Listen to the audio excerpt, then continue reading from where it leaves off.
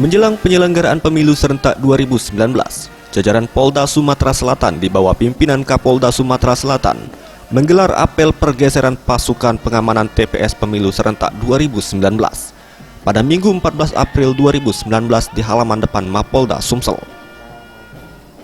Kapolda Sumsel Irjen Pol Zulkarnain Adinegara mengatakan, untuk mengamankan penyelenggaraan pemilu di 25.326 TPS di wilayah Sumsel, Polda Sumsel menurunkan sekitar 1.154 personil.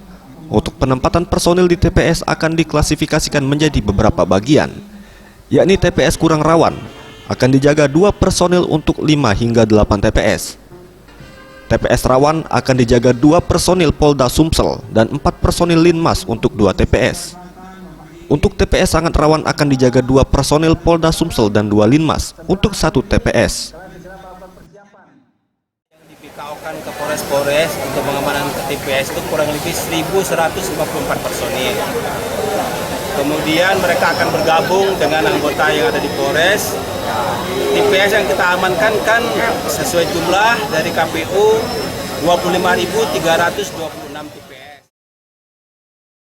Sementara itu Herman Deru, Gubernur Sumsel mengatakan, terutama dari kesiapan Polri, TNI, dan penyelenggara pada pendistribusian logistik yang dinilai berhasil, diharapkan pada pemilu serentak 2019, tingkat partisipasi di Sumsel dapat menembus 70%.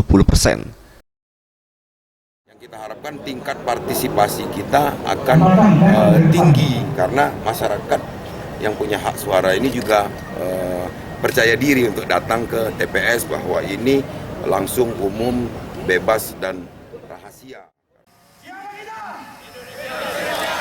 Tim Liputan Sriwijaya TV.